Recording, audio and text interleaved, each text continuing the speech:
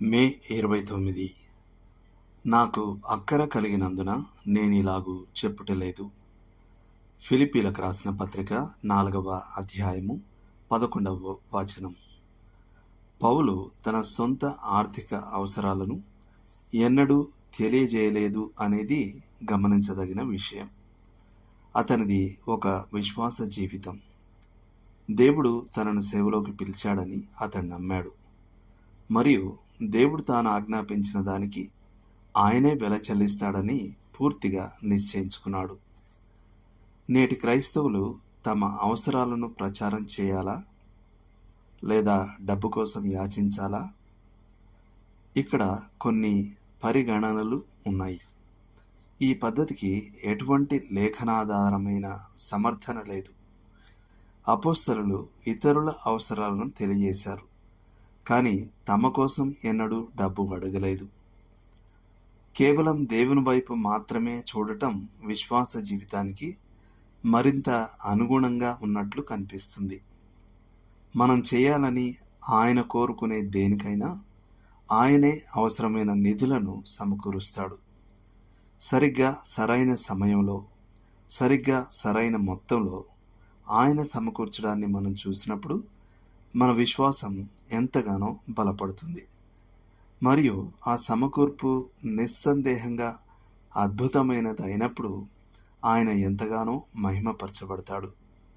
మరోవైపు మనం తెలివైన నిధుల సేకరణ పద్ధతుల ద్వారా మన స్వంత ఆర్థిక వ్యవహారాలను మార్చినప్పుడు ఆయనకు ఘనత రాదు.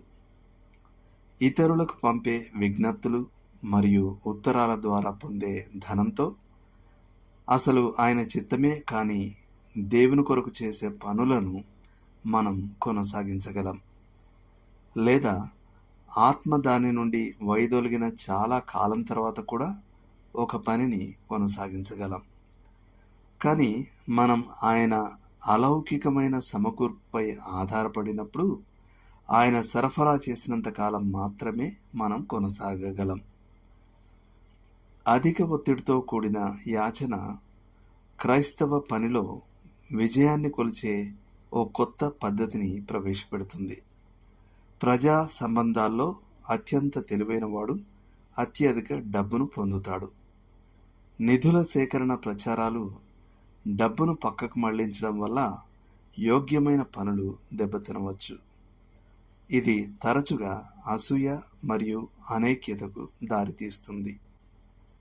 సిహెచ్ మ్యాకింతోష్ ఒకరి స్వంత వ్యక్తిగత అవసరాలను ప్రచారం చేయడాన్ని తక్కువగా చూశాడు.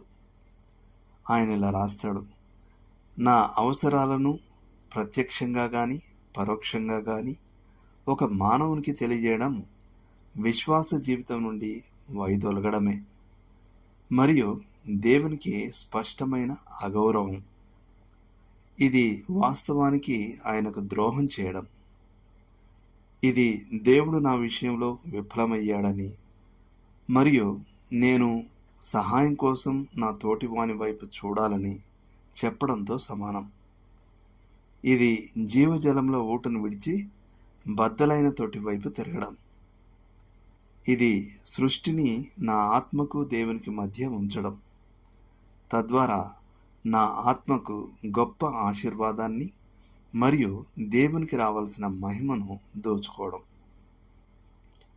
అదేవిధంగా కోరీ ten boom tramp for the lord అనే తన పుస్తకంలో ఇలా రాసింది: లోక సంబంధమైన మనుషుల ద్వారం వద్ద బిచ్చగాడిలా ఉండడం కంటే ధనవంతుడైన తండ్రికి నమ్మకమైన బిడ్డగా ఉండడానికే నేను ఇష్టపడతాను. దేవుడు మిమ్మల్ని దీవించును గాక.